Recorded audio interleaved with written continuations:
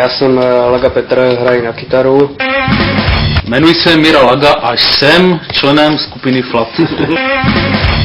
Já jsem Tomáš Rakvica a v kapele zpívám, hraju na kytaru. No, mě říkají Bobán, hraju na basu a někdy si zpívám taky.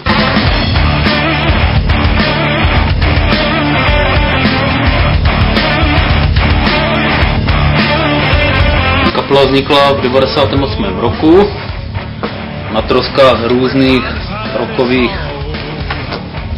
kapel, velikánů českého undergroundu.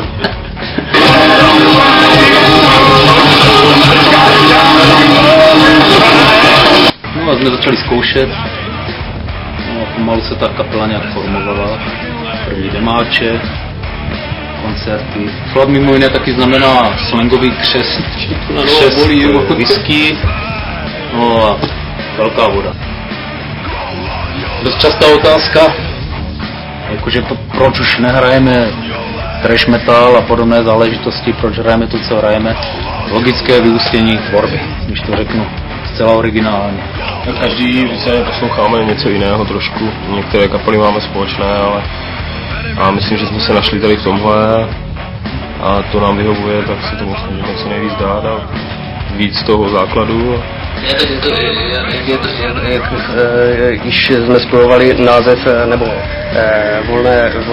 volné přeložení názvu proudění, příval, příliv, tak ono je to vesměs takové proudění, vibrace nějakých starostí, problémů a těchto věcí, které nás neustále nějak prudí a drží nás ve střehu. Takže díky tomu taky tu kapelu držíme a je to taková lehká droga, na kterou si člověk zvykne, něco podobného jakože adrenalin. Lehká.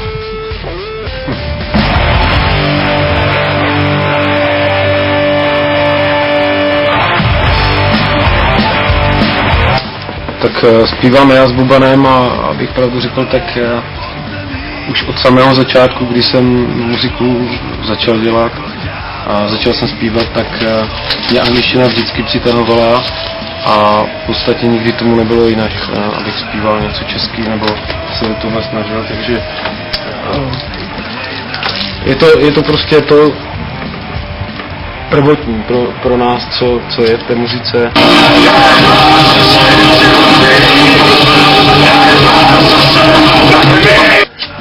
Že se zpívá anglicky, protože to k tomu patří, k tomu stylu, co teďka hrajem, určitě ano.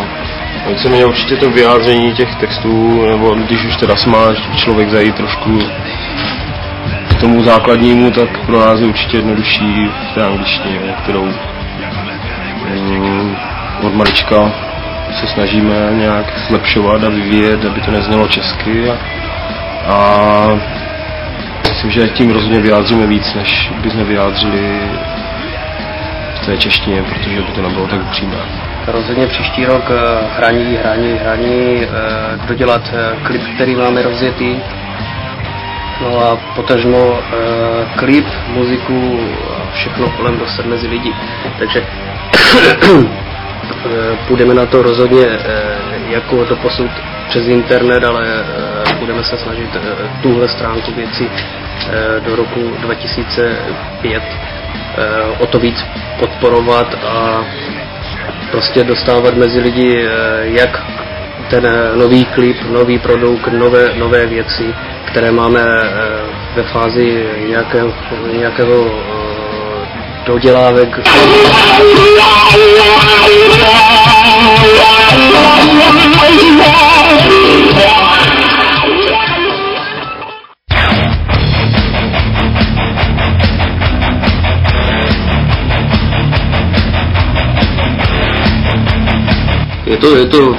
Je to hodně velká alchymie skládání. Hlavně jde o to mít na to čas a pak nepřerušit to myšlenek, který v hlavě zrovna frčí a fakt ten nápad chytnout za pačesí a ždímat do konce.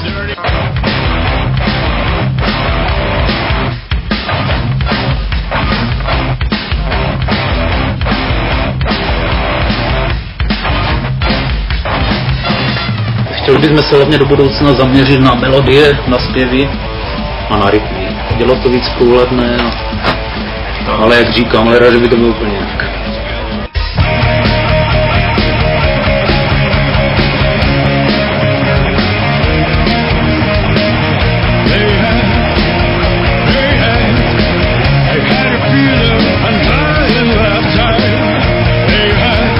Vůbec celé natáčení bylo veselé, jo? Jo, třeba mám vyvrtlý kotník. Na závěr doťám si vyvrtl taky.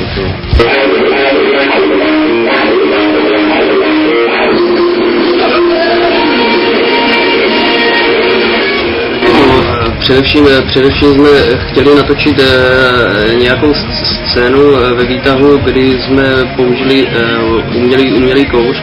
No a čeděli jsme tak dlouho, až bylo vyčavený celý barák krom výtahové šachty a spustili se požární alarmy a přijeli hasiči, kteří nás opravdu jako se střelili do střechy ze slovy, co tady blbnete. Tak to bylo hodně veselé, jsem se připadal jak malý kluk chycený v krámě, když krade rohlík. Cesta asi do budoucna bude přes ten internet a chtěli bychom se na to zaměřit. Nicméně adresu vidíte tady a budeme se snažit konkrétně třeba ty nové skladby, co budou vznikat, tak dávat v MP3, prostě je to mezi lidma ke stažení. Pohodě, nebudeme se tím nějak zaobírat.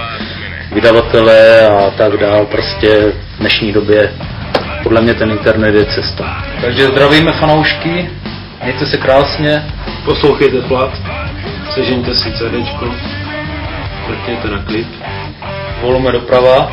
pořádně doprava, kolena k sobě a Kolena od sebe. kolena od sebe a vatu z uší si vytáhnout.